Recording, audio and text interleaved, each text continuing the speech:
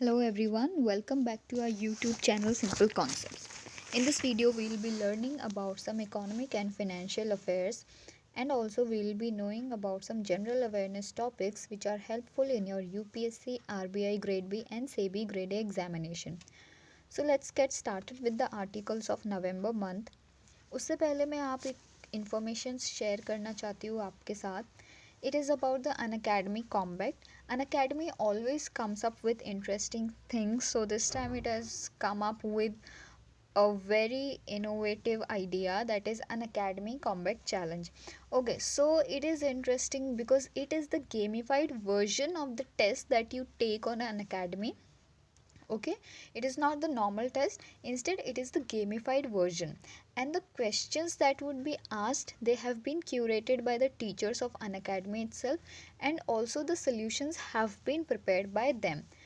After you finish the test, you will be getting the video solutions of each and every question, and thus this is very useful for all the students who are preparing for their examinations. Okay, so the thing that you should not miss is that if you secure the top ranks in this test, then you would be able to win exciting prizes from Unacademy. So let's get started. First of all, I would like to tell you that what is the registration process for this challenge. Okay, ये test आपको अगर attempt करना है तो उसके लिए आपको register करना पड़ेगा. फॉर दैट आपको कोई भी कॉस्ट पे नहीं करनी है. All you need to get is the Unacademy learning app on your phone और in the laptop. Okay, so whatever source you are using, you have to get the Unacademy learning app. आप उसको play store से download कर सकते हैं. And after that whatever course you are preparing for, if you are preparing for UPSC or if you are preparing for other bank exams, then you can select the goal. Okay, so after selecting the goal, you have to go to the option where the test is written. Okay, वो test section में जाने के बाद you have to click the combat option, and like this you would be able to register for this challenge. Now what they will ask is to unlock this challenge, and the unlock code is Ruhi 10, that is RUHI 10. You have to use this code to unlock the further process of this challenge. Okay, so I hope you all will get enrolled in the test. So this is Ruhi ma'am. She's an educator on Unacademy. There she handles all the comprehensive courses for SEBI Grade A, RBI Grade B examination. So to get her courses, you need to get the subscription on Unacademy because she is an educator on Unacademy Plus. So you need to get the subscription on Unacademy. And while getting the subscription, do not forget to use code SC10. By using this code, you can get a discount of 10% off. Okay, this is the code that you have to use, and this will get you 10% off. Okay, so do not forget to use it. Now these are some of the courses which are taken by her on Unacademy, like RBI Grade B Phase 2, SEBI Grade A for Paper 2, Banking, Financial and Economic Awareness, Current Affairs for all bank exams, Insurance Awareness for all insurance exams. So you can learn from the courses which she's taking on Unacademy. So you need to get the subscription, as I told you. For getting a discount of 10%, you can use the code SC10. Okay, so do not forget to get the subscription as well as to use this code. Now this code is also applicable wherever Unacademy asks you for any invite code. You can use the code SC10 to access any free content which is available on Unacademy, like the videos, the PDFs and the mock test. Okay, so this is the channel on Telegram, Simple Concepts by Ruhi ma'am. There you would be able to get the updates regarding your courses or examinations, the study material which is required for your preparation, and also the links to the videos. Okay, now we are getting started with our articles of November month. So the very first article here is that government extends the emergency credit line guarantee scheme by 1 month. So first of all, you need to understand that what is this term. Okay, this ECLGS, what is this term? So here the point is that it is nothing but it is the funds that is provided to the borrowers, Okay, the MSMEs, those who are running the MSMEs and the Mudra borrowers. Okay, so this is the funding that is provided to these people or the firms or the who are running the business. Okay, so recently government has extended the ECLGS extension period जो है वो आपका till 30 नवंबर 2020 कर दिया है and till such time that an amount of ₹3 lakh crore is sanctioned which ever is earlier. Okay, तो आपका जो एमरजेंसी क्रेडिट लाइन है वो आपकी मिनिस्ट्री ऑफ फिनेंस रिलीज़ करती है. ओके, ये स्कीम जो है मिनिस्ट्री ऑफ फिनेंस ने रिलीज़ की है. And also this was basically this was brought up to mitigate the economic distress being faced by MSMEs. जैसा कि मैंने आपको बताया, जो भी लोग MSMEs एंटरप्राइजेस रन करते हैं उनको फंडिंग प्रोवाइड करने के लिए आपका emergency credit line guarantee scheme लाया गया है. ओके, सो उसके स्कीम के under funding of up to ₹3 lakh crore in the form of fully guaranteed emergency credit line, ठीक है, इसको प्रोवाइड किया गया है. तो इसमें क्या क्या चीज़ें होती हैं, वील ट्राई टू अंडरस्टैंड. जो आपका इमरजेंसी क्रेडिट लाइन है हम उसको पूरी तरीके से समझने की कोशिश करते हैं. But before that let's understand that what are the points that the government has put forward regarding this scheme.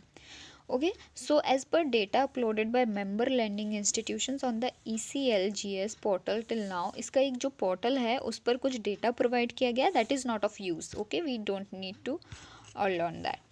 Now objective, what is the objective of this scheme? To increase access to and enable availability of additional funding facility to MSME borrowers by providing them 100% guarantee for any losses suffered by them due to non-repayment of GECL funding by borrowers. ठीक है, अब आपका यहाँ पे GECL क्या है, ये एक नया टर्म आया है. What is GECL? GECL is guaranteed. It's guaranteed emergency credit line.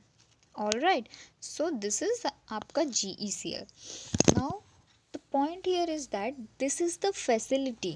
जो आपका GECL है ये एक ऐसी फैसिलिटी है under which MSME borrowers are provided with the funding. Okay, अगर कुछ भी लॉस होता है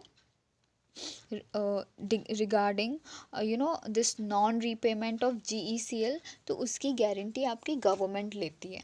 so this is the point. Now what is ECLGS? It was rolled out in May 2020 as part of centres. अब देखिए, ये जो स्कीम है ये आपकी पहले से नहीं चल रही है. ये आपकी कब आई है? 2020 में it was rolled out under Atmanirbhar Bharat package. Okay, in response to COVID crisis. और इसमें वही बताया गया है कि इस स्कीम के under 100% guarantee coverage to be provided by national credit guarantee trustee company limited. ये जो गवर्नमेंट ऑफ इंडिया है उसी के साथ काम करती है. तो जो NCGTC है, ओके, ये आपकी 100% गारंटी लेती है अगर MSMEs का लॉस होता है. ओके, एंड जो आपके एलिजिबल MSMEs हैं और इंटरेस्टेड मुद्रा बोरोअर्स है. मुद्रा बोरोअर्स आपको पता है जो स्मॉल बिजनेसमैन हैं, जो स्मॉल एंटरप्राइजेस रन करते हैं, उनको बिजनेस लोन्स दिए जाते हैं अंडर मुद्रा स्कीम. सो जो MSMEs और मुद्रा बोरोअर्स हैं उनकी 100% गारंटी, उनके लॉसेस की 100% गारंटी आपकी स्कीम के अंडर लिया जाता है. और अब देखिए, इस जो फैसिलिटी का नाम है उसको गारंटीड इमरजेंसी क्रेडिट लाइन बोलते हैं. Okay, the credit will be provided in the form of this. ठीक है, सो आप ये समझ लीजिए that it is the currency. Okay, जैसे कि हम करेंसी जो यूज़ करते हैं, it is in the form of note, it is in the form of coin. So whatever credit is given to MSMEs and the Mudra borrowers under this scheme, it is given as GECL facility. So that is the point. Okay, अब इसके features क्या क्या हैं? पहला जो आपका corpus fund है, okay, जो आपका स्टार्टिंग में जो इंफ्रास्ट्रक्चर है और एग्जिस्ट करने के लिए जो फंड की ज़रूरत है वो है ₹41,600 crore corpus. Okay, so tenure of the loan under scheme shall be 4 years. उसमें भी आपका 1 साल के लिए मोरेटोरियम प्रोवाइड किया जाएगा। So here the point is कि आपका मोरेटोरियम क्या है। ठीक है, मोरेटोरियम ये है कि आप जो लोन जिसके लिए आप पे बैक करने वाले थे बैंक को, वो कैंसिल कर दिया जाता है आपका थोड़े टाइम के लिए। ओके, तो उससे आपको रिलीफ दे दिया जाता है। So that is moratorium. Now no guarantee fee shall be charge by NCGTC। ये मैंने आपको बताया था, ये गवर्नमेंट की बॉडी है from the member landing institutions, जो कि मेंबर लैंडिंग इंस्टीट्यूशंस मतलब जो जो इसके लिए एलिजिबल है। जो हमारा पहला है वो है MSMEs, जो एलिजिबल MSMEs है, and second is are Mudra borrowers with credit outstanding up to rupees 50 crore as on 29 February 2020 and with an annual turnover. See, whatever scheme, the people who are eligible for this scheme, okay, तो ऐसा नहीं है कि किसी को भी पकड़ के दे देंगे, उसके लिए आपका टर्नओवर चेक किया जाएगा। Okay, and also the capital. ठीक है, so these are some of the points upon which the eligibility would be checked upon.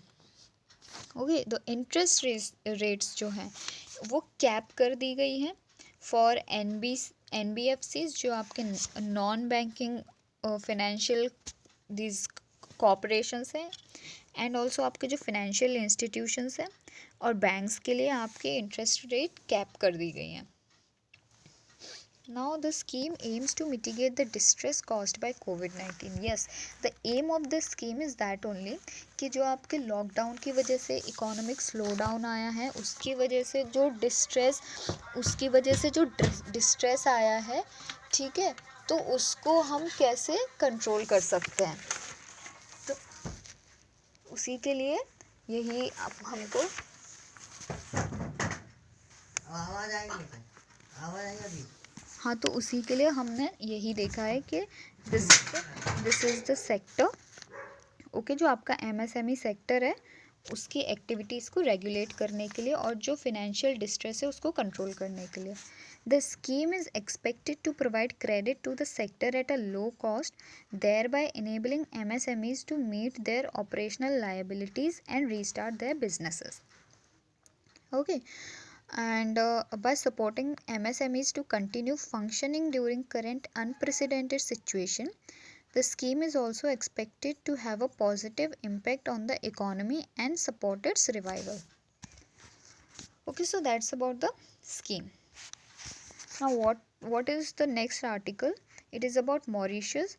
It has been excluded from Financial Action Task Force, जो उसकी grey list है। ठीक है, अब इसको समझते हैं, ये काफ़ी इंपॉर्टेंट पॉइंट है कि हमारा FATF होता क्या है। ये है फिनेंशियल एक्शन टास्क फोर्स और उसकी ग्रे लिस्ट की बात हो रही है। ठीक है, तो अब इसकी जो ग्रे लिस्ट होती है उसका मतलब क्या है, यहाँ पे let's understand that what is grey list. जो ग्रे लिस्ट है FATF की, उसमें हमारे पाकिस्तान है, एक आपको पता है, मॉरिशियस है। ये जो कुछ कंट्रीज़ जो ग्रे लिस्ट में आती हैं, दीज आर द कंट्रीज़ जिनके ऊपर डाउट होता है that they are involve in spreading terrorism. Okay, terrorism को वो स्प्रेड कर रहे हैं, फंड कर रहे हैं। ओके, और उनकी कंट्री में उनको शेल्टर दिया जा रहा है। ठीक है, नॉट ओनली टेररिज्म, जो आपके ड्रग्स वगैरह हैं उनको भी, अगर उनकी भी तस्करी वगैरह होती है, ओके, और आपकी ह्यूमन ट्रैफिकिंग, ये ऐसे ही कुछ जो इंसिडेंट्स हैं, ओके, और कुछ अनएथिकल प्रैक्टिसेस हैं जो अगर ये कंट्रीज़ पे डाउट होता है दैट दे आर फॉलोइंग, तो ऐसा है कि उनको ग्रे लिस्ट में डाल दिया जाता है। अब ग्रे लिस्ट में डालने से फ़र्क क्या पड़ता है ना, तो ऐसा है कि उनको फिनेंशियल मदद नहीं दी जाती है। ओके, जो इंटरनेशनल इंस्टीट्यूशंस हैं, आपके इंटरनेशनल इंस्टीट्यूशंस जो होते हैं उनकी तरफ से फिनेंशियल हेल्प प्रोवाइड नहीं की जाती है। जो आपका IMF हो गया, ओके, वर्ल्ड बैंक हो गया, तो इनकी तरफ से हेल्प प्रोवाइड नहीं की जाती है। That's why the countries are afraid of being in the grey list. Mauritius is a step closer to be removed from FATF's grey list.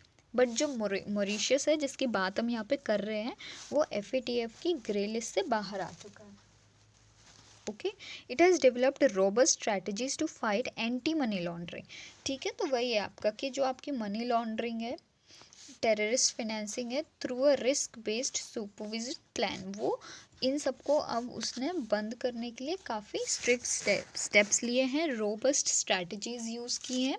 So because of that it is now closer to be removed from FATF's grey list. Now statements recorded by officers under, okay, so this is another news. जो statements है आपके वो officers ने जो record किए हैं under NDPS act, it cannot be treated as confession, आपके supreme court ने बोला है। The supreme court has given its ruling on whether statements recorded under section 67 of narcotics, drugs and psychotropic substances, okay, which are illegal, they are allowed, they are not, ऐसा नहीं है कि वो allowed ही नहीं है, they are allowed but only for certain uses. Okay, जैसे कि आपके मेडिसिन पर्पस के लिए यूज़ किए जा सकते हैं वो, not by the ordinary person. And ordinary person के पास भी उसको गवर्नमेंट की अथॉरिटी, जो गवर्नमेंट अथॉरिटीज़ होती हैं उनसे परमिशन लेकर ही वो उसको यूज़ कर सकते हैं if they are using it as medicine और something. Okay, they have been prescribed. Act can be admissible as confessional statement. हाँ, तो अब उसी की बात हो रही है कि NDPS एक्ट में जो ऑफिसर्स को स्टेटमेंट्स दिए गए हैं they cannot be treated as confession. Why? Because the person who's confessing the crime, he or she might have been tortured. ठीक है, तो उसी के लिए उसको जो कोर्ट है वो एक्सेप्ट नहीं करेगा।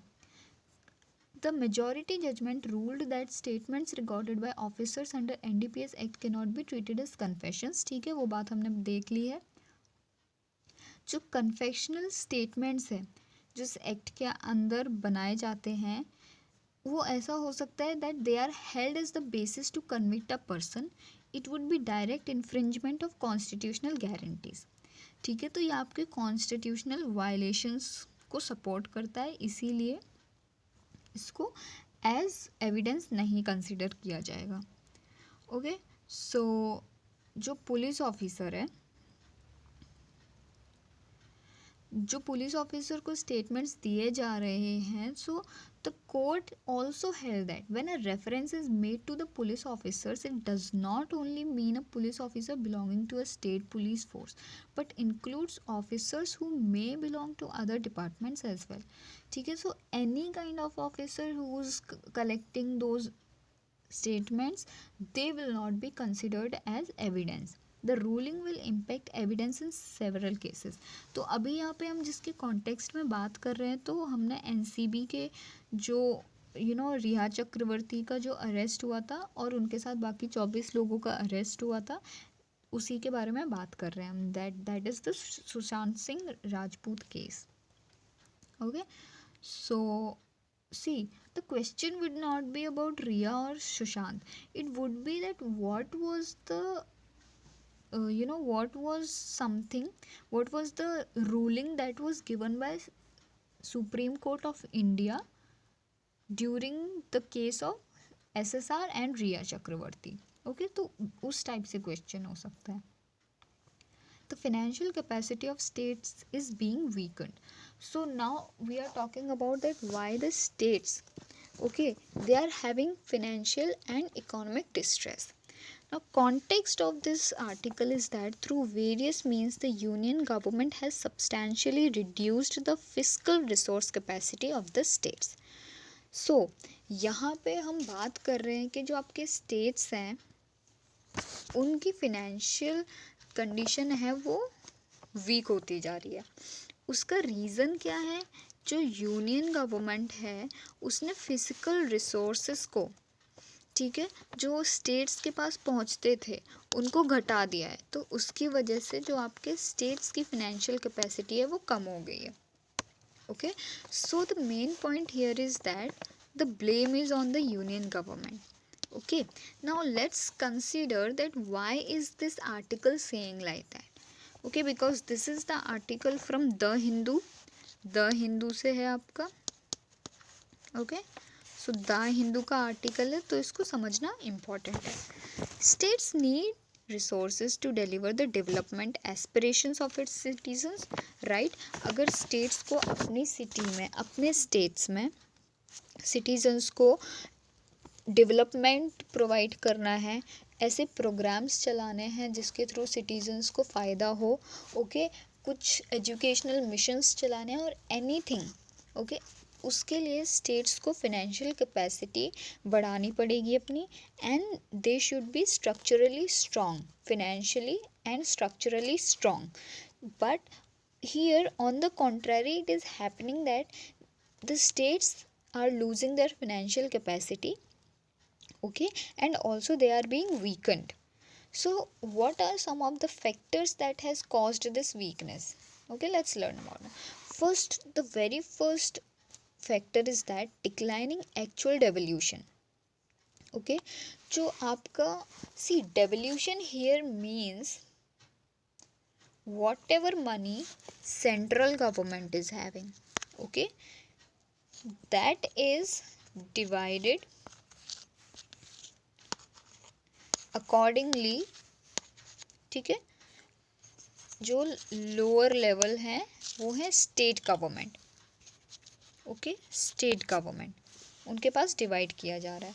तो this is the power, okay, that is being divided to the states, that is being given to the states, so that is called devolution, okay। the power could be in any form। the finance commission जो है, it has recommended that the share of states in the tax raised by the union government, okay, their recommendations are normally adhered to। अब उन्होंने जो कुछ points रखे हैं finance commission ने, वो हम देखते हैं। जो 2014 और 15 का साल था, it actually started with a shock. क्या शॉक था उसमें? आपका जीएसटी, ओके, तो उसमें actual devolution was 14% less than the finance commission projection. आपका जो 2014-15 का स्टार्ट था, उसमें जो डेवल्यूशन, ओके, जितना मनी, जितना फिनेंशियल एड स्टेट्स को रिसीव करना था, उन्होंने उससे 14% लेस रिसीव किया, ऐसा फिनेंस कमीशन के रिपोर्ट में बोला गया। Subsequent revolutions have been consistently less every year, ending the period 2019-20 with whopping minus 37%. Okay, so now you understand that the states are in very much loss.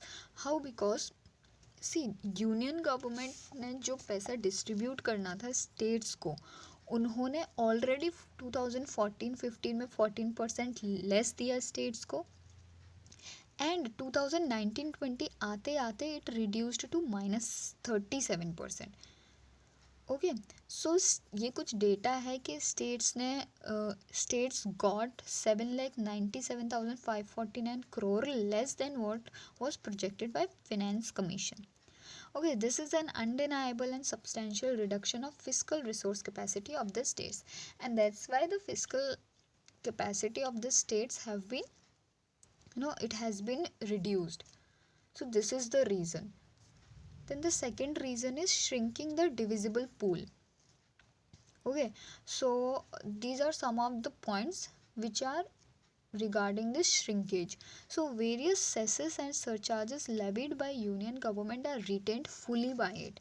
so whatever is being collected by the union government, it is retained fully by it only, it is not transferring to the states, so they do not go into the divisible pool। so that is said here that whatever union government is collecting, it has to be transferred to the states, right? But it is not happening like that, it is consumed at this level only। so because of that, the center is raising revenues yet not share them with the states। तो देखिए, आपका जो CAG है, जो कॉन्ट्रोपोलर auditor general, okay, आपका जो CAG है, इसका काम आपको पता है ये क्या करते हैं? ये जो गवर्नमेंट की एक्टिविटीज़ हैं, ओके, गवर्नमेंट की जो एक्टिविटीज़ है उन पर ध्यान रखते हैं, उनमें करप्शन ना हो, ये ध्यान रखते हैं। ओके, ट्रांसपेरेंसी रहे, जितने भी उनके फिनेंशियल हैंडलिंग्स होते हैं, okay, regarding this union government. Then जो कैग की रिपोर्ट है उसमें भी ये हाईलाइट किया गया है कि जो आपका सेस पूल है वो मिसयूज़ किया जा रहा है यूनियन गवर्नमेंट के द्वारा। When the taxes are replaced with cesses and surcharges, as has been done repeatedly by government in case of petrol and diesel, the consumer pays the same price. Okay तो इसमें क्या हो रहा है कि जो कंज्यूमर्स है वो सेम प्राइस कर रहा है बट पे कर रहा है, but the union government keeps more of that revenue and reduces the size of the divisible pool. So as a result the states lose out on their share.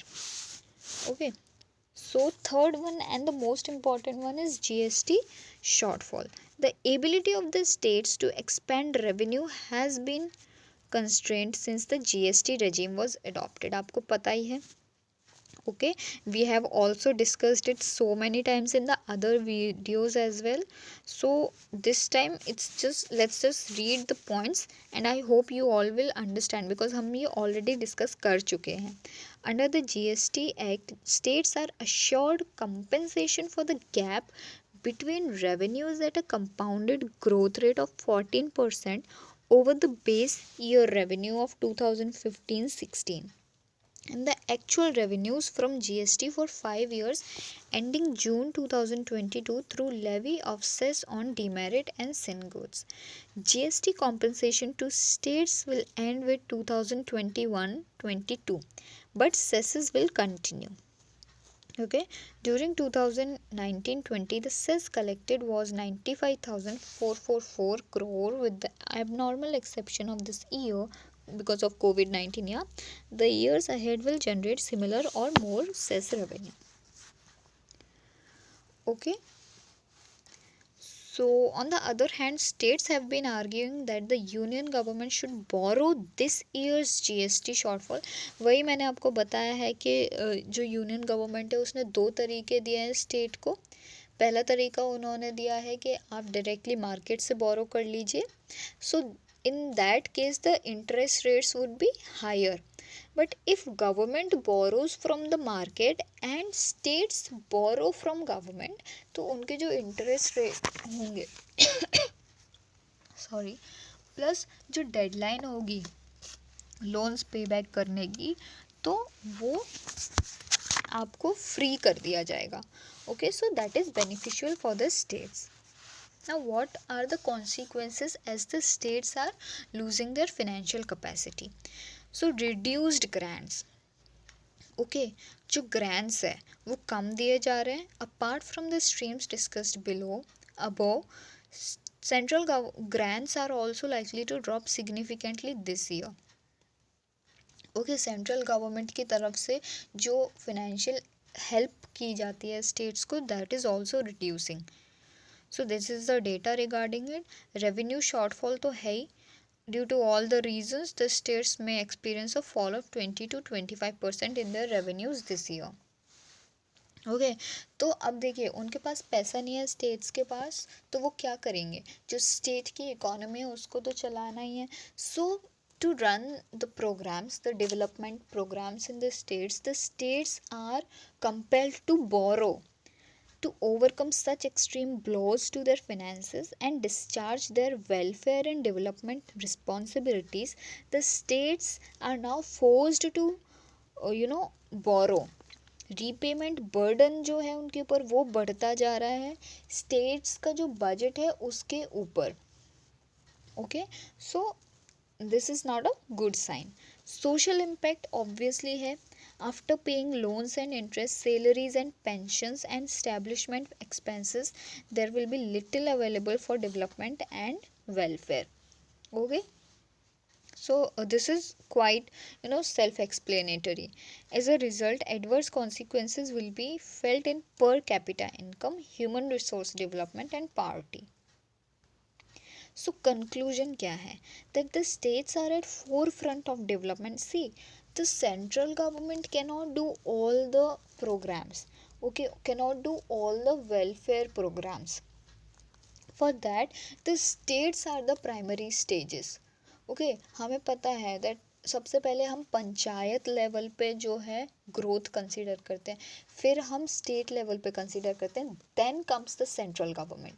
Okay, so whatever programs are being run by state governments, they are more important as compared to whatever are being run by central government, because the states they have more accessibility and accountability. तो इसीलिए जो states के द्वारा projects चलाए जाते हैं वो ज़्यादा इम्पॉर्टेंट होते हैं, प्लस वो ज़्यादा लोगों तक पहुंच पाते हैं। Okay, because they are more connected to the people, that is easy to understand, right? So they are at the forefront. Strong states lead to a stronger India. This is a very nice sentence that is written over here. The systematic weakening of states serves neither federalism nor national interest.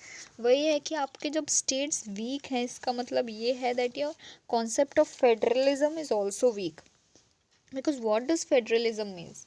Federalism means the distribution of power, okay, the equal distribution of power, be it in financial power or the social power, whatever power it is. So that is the federalism.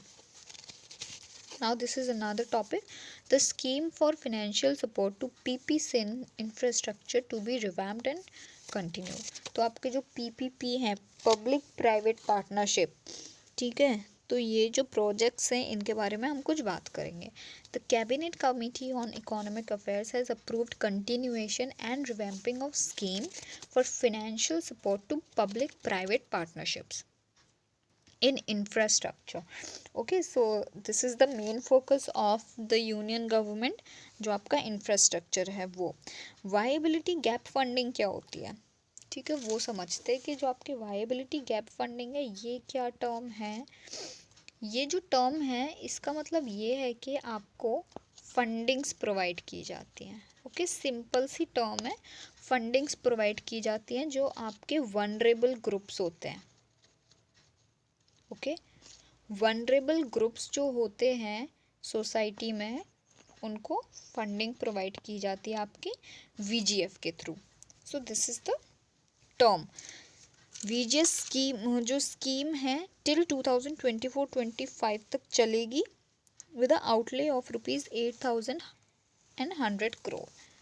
So what are the key takeaways? The department of economic affairs जो ministry of finance है उन्होंने introduce करी आपकी VGF funding scheme in 2006। तो इस scheme को revamp करने के लिए it is introduced to the following 2 sub schemes. ठीक है, तो आपके PPPs को सपोर्ट करने के लिए 2 सब स्कीम्स चलाई गई हैं। वो सब स्कीम समझते हैं। जो पहली सब स्कीम है वो ये है that it is related to the waste water treatment, water supply, solid waste management, health and education sector. Okay, the projects eligible under this category should have at least 100% operational cost recovery. Okay, तो central government है वो आपके 30% जो total project cost है वो provide करेगा under VGF scheme, and state government है वो आपको 30% प्रोवाइड करेंगे for maintenance cost. Okay, this सब स्कीम जो सेकेंड सब स्कीम है this will support demonstration pilot social sector projects. Okay, जो आपके हेल्थ एंड एजुकेशन सेक्टर्स में जो प्रोजेक्ट्स रन किए जाते हैं उनके सपोर्ट के लिए 50% ऑपरेशनल कॉस्ट रिकवरी आपकी प्रोवाइड की जाएगी by the central government, okay, by the state governments, okay, for operation and maintenance, and 80% for capital expenditure. So that's about the scheme, VGF scheme. Now this is trade protectionism. First of all, let's understand that what is this. Okay, so these are some of the points that we need to look. अब जो आपके trade protectionism है उसका मतलब सीधी सी है बात ये है कि आप अपने स्टेट को, आप अपने एरिया को, अपनी कंट्री को एक प्रोटेक्शन प्रोवाइड कर रहे हैं from the goods that is being imported. Okay, आप अपने मार्केट को स्ट्रॉन्ग करना चाहते हैं, डोमेस्टिक मार्केट को स्ट्रॉन्ग करना चाहते हैं, instead of buying more and more from outside. Okay, so statements made by Minister of External Affairs hints at trade protectionism with disapproval of free trade and globalization. तो वही है आपका. अब जो आप चाइना से आपने गुड्स मंगाना बंद कर दिया है, ओके, जो आप एक्सपोर्ट कम करने की बात करते हैं, तो that means that it is following the practice of trade protectionism only. Okay, so extreme trade protectionism is not good because it would abolish the competition in the domestic market, and that is not good. But trade protectionism is a practice that is adopted by many countries. Tariffs have been increase, तो ये भी एक तरीका है. देखिए, जो आपके tariffs बढ़ा दिए गए हैं, जो फ्री ट्रेड एग्रीमेंट्स है वो काफ़ी सारे डिमोनिस्ट कर दिए गए हैं. And vocal for local, okay, जो आपका डोमेस्टिक मार्केट जिससे बढ़े, which strikes at the heart of the international trade and globalisation, is the new month. So that is the new month. Trade protectionism is the new month. दो issues हैं. देखिए, India क्या क्या issues face कर रहा है इस time पे, और उसके क्या क्या स्टेप्स की वजह से हमें ये समझ आ रहा है that it is following the practice of trade protectionism. So the very first point and very important point is that it has refused to sign RCEP. India is now truly at the margins of regional and global economy. जो आपका RCEP है, ठीक है, उसमें India ने opt out कर लिया है इससे. ओके, सो जो आपका regional cooperation and economic partnership है, इसमें देखिए वो सारे कंट्रीज़ हैं जो कि हमारे साउथ ईस्ट एशिया में आते हैं. आसियान कंट्रीज़ तो हैं ही, और साथ में आपके ऑस्ट्रेलिया जैसे कंट्रीज़ भी हैं. Now the point here is that कि चाइना है वो इसमें भी अपना डोमिनेंस दिखाता है. ओके, वो मोर एंड मोर एक्सपोर्ट करता है एंड लेस इम्पोर्ट करता है. It tries to enter into other countries and export more. तो इसीलिए इंडिया ने RCEP से ऑप्ट आउट कर दिया है, सो दैट वो अपने डोमेस्टिक मार्केट को बढ़ा सके, ओके, और एक्सपोर्ट पे कम डिपेंड कर सके. Trade multilateralism at the world trade organization remaining sluggish. Okay, जो FATs हैं, फ्री ट्रेड अग्रीमेंट्स जो होते हैं, जिसमें कि आप कंट्रीज़ के साथ फ्री ट्रेड करते हैं, टैरिफ्स नहीं लगाते हैं इंपोर्ट और एक्सपोर्ट पे, तो उसको हम फ्री ट्रेड एग्रीमेंट्स बोलते हैं. Although they are the gateways for international trade, लेकिन हम अगर ज़्यादा कंट्रीज़ के साथ फ्री ट्रेड एग्रीमेंट करेंगे तो इसका मतलब ये है कि उनका गुड्स हमारी कंट्री में ज़्यादा फ्लो करेगा, and that is not good for the domestic market. By not being part of major FTA, India cannot be part of global value chains. अब ये भी है कि अगर आप FTAs साइन नहीं करते हैं तो आप जो ग्लोबल वैल्यू चेन्स है उससे बाहर हो जाते हैं. सो that is the problem with India. India's competitor कौन कौन है? East Asian Nations, okay, as part of RCEP, are in far superior position to be part of global value chain and attract foreign investment. Blaming FATs for deindustrialization of India means the same old issue with Indian industry, which is lack of competitiveness and absence of structural reforms. Okay, so we need to work on our infrastructure. Basically, the thing is that India is not that open as perceived. Okay, now here we are talking about how liberal is the Indian market, how flexible is it. Okay, so India's applied most favored nation import tariffs are 13.8%, which is highest for any major economy. Okay, according to UN Conference on Trade and Development on Import Restrictiveness Index, India figures its very restrictive category. Okay, so India is very restrictive for the import.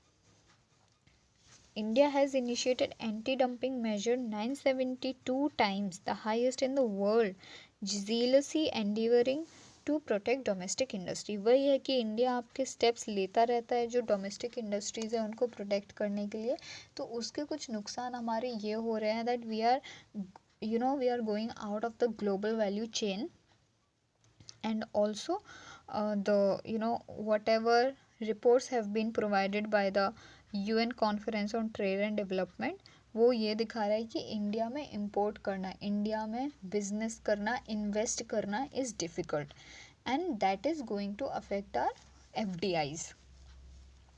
Globalization and India.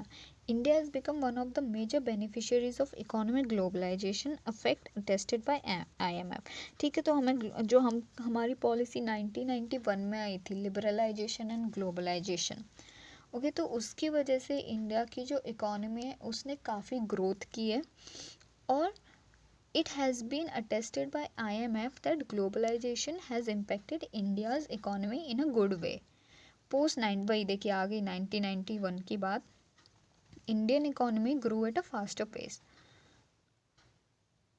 जो आपके अरविंद पनागारिया हैं, economist and professor, he said that poverty in rural and urban India, which stood as at close to 40% in 2004-5, almost halved. Okay, तो ये अच्छी बात है.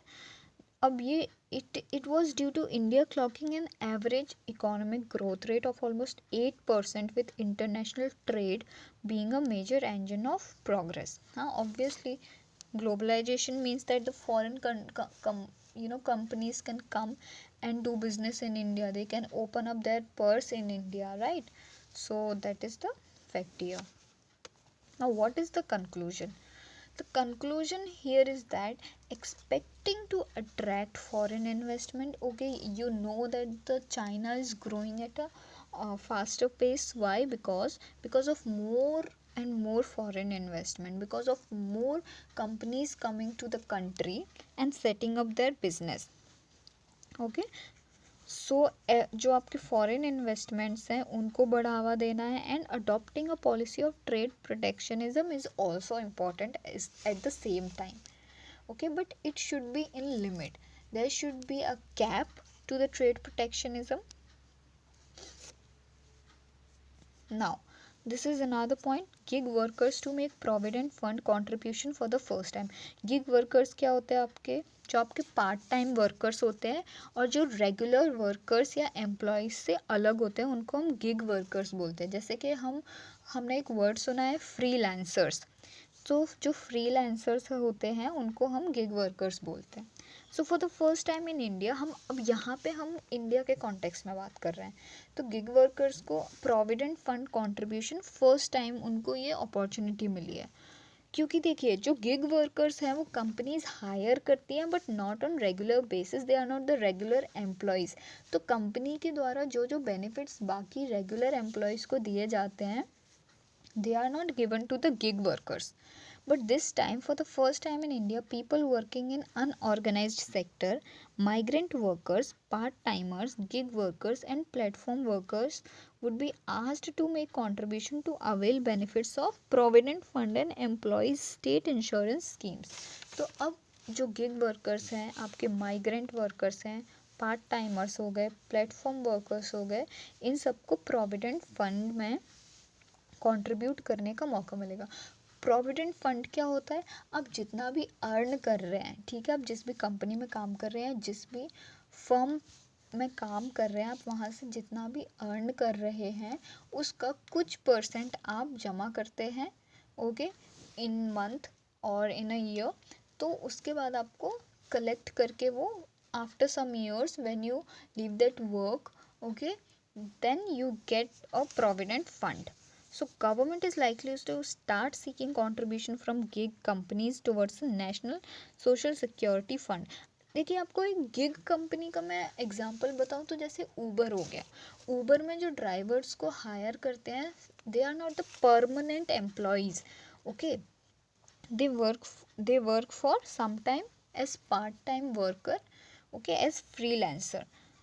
So famous aggregator, see example here is Uber, Ola, Swiggy, Urban Company are expecting more than 1 million workers to join the new regime in the first year itself. India में आपकी 85% population है वो unorganised sector में काम करती है, okay.